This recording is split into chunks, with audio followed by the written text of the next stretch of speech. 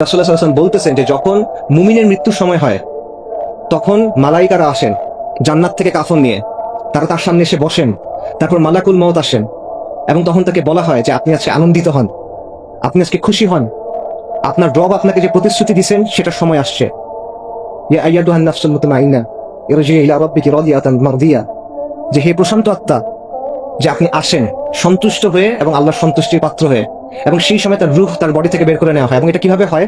নবী সাল্লাল্লাহু আলাইহি ওয়াসাল্লাম বলতেছেন পানি যেভাবে গড়ায় পড়ে এভাবে এটা হয়, হালকাভাবে হয়ে যায়।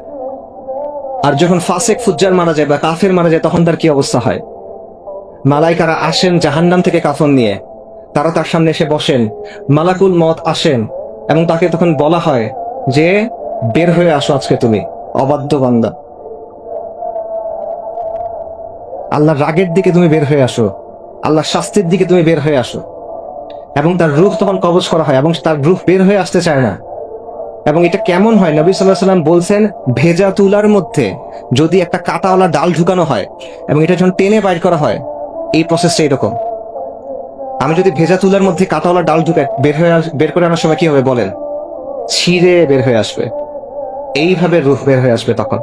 তো এই দিনটা আপনার জন্য আসতেছে, আমি জানি না আপনার জন্য কখন আসবে, আমার জন্য কখন আসবে, কিন্তু এই দিনটা আমাদের সবার জন্য আসতেছে। এখন একমাত্র প্রশ্ন হলো ওই দিনটাতে আপনাকে কিভাবে সম্বোধন করা হবে, ওই দিনটা আপনি কিভাবে পার করবেন।